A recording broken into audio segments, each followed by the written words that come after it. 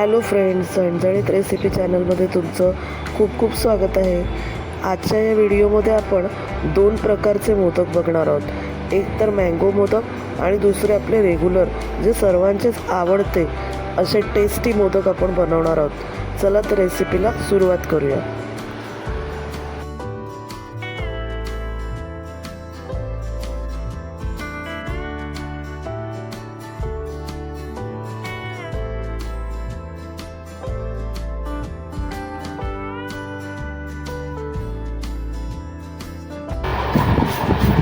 हे 1 वाटी आपण घेतलंय पाणी, आपण गरम करून घेऊया. या सेम वाटीने आपण 2 वाटी पीठ चाळवून घेतलेलं आहे. तांदळाचं पीठ आपण घेतलंय. पीठ मी याच्यात काढून घेते.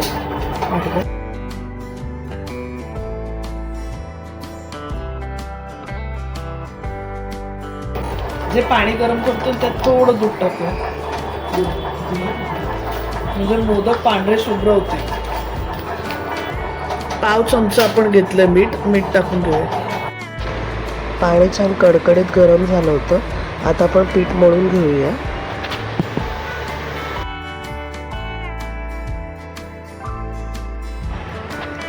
आता आपण सर्व जे पाणी टाकलं होतं ते बरोबर मिक्स करून घेऊया पिठामध्ये. चमच्याच्या साहाय्याने आपण पीठ छान मिक्स करून घेऊया. आपण झाकून ठेवूया 5 मिनिटं. आपण या पिठामधलं ना एक मोठी वाटी पीठ साईडला काढलं आहे बघा. तर आपण याच्यामध्ये ना आपण आंबा मोदक बनवणार. तर ह्याच्यामध्ये मी जे पल्प काढलंय आंब्याचं ते टाकणार आहोत आपण. हे मी आंब्याचं पल्प केलंय तयार मिक्सरमध्ये. काय टाकलं नाही, साखर वगैरे, नुसतंच पल्प आहे. ते टाकून घेऊया आपण. छान कलर पण येईल.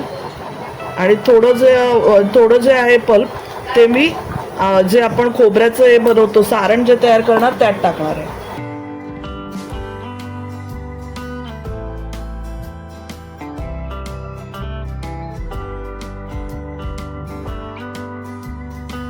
खोबरं आणि इलायची पावडर आणि 1 टेबलस्पून आपण तूप घेतलंय.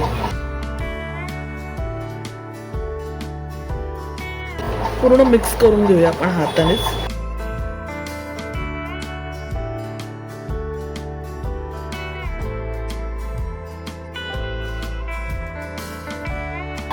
आता आपण हे बघा चांगलं मिक्स करून घेतलं. आता गॅसवर ठेवूया आपण हे. आता मगाशी जे पीठ आपण गरम पाण्याने भिजवून ठेवलं होतं झाकून, ते आपण मळून घेऊया. थोडं साधं पाणी टाकून आपण ते पीठ छान मळून घेऊया. आपलं ना हे बघा सारण तयार झालं. आपण 10 मिनिटं ना आपण स्लो फास्ट असं गॅसवर ठेवलं. सारखं ढवळत राहायचं, नाही तर गूळ खाली चिटकतो. तर आता आपलं हे सारण तयार झालेलं आहे. आपण त्याच्यामध्ये ना खवा टाकणार आहे. खवा किंवा मावा काय बोलतात, किती टाकतो थोडाच टाकणार आहे आपण खवा.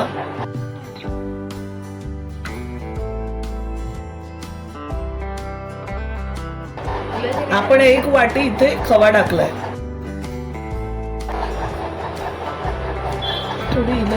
आता हे सारण आपलं तयार झालंय. आपण खवा टाकून पण गरम करून घेतलं, म्हणजे असं कडक झालं पाहिजे ना, म्हणून एकदम नरम नसलं पाहिजे. तर आता ह्यातलं थोडं सारण आहे ना ते आपण एका डिश मध्ये काढून घेऊया.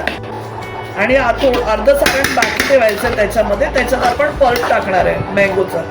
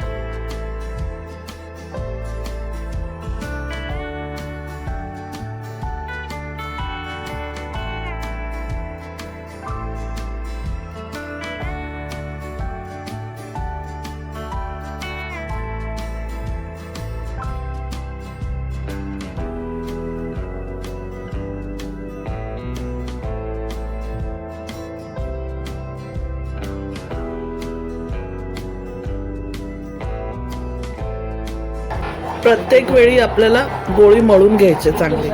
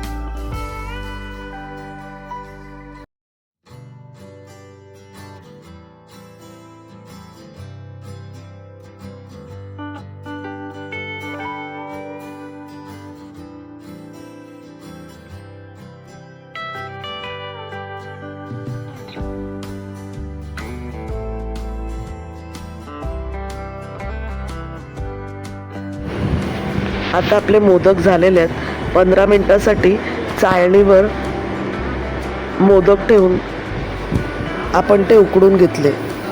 आता हे आपण खाऊ शकतो. हे झालेले आहेत बघा. जर रेसिपी आवडली तर तुम्ही सुद्धा बनवून बघा आणि चॅनलवर नवीन असाल तर चॅनलला सबस्क्राईब करा. धन्यवाद.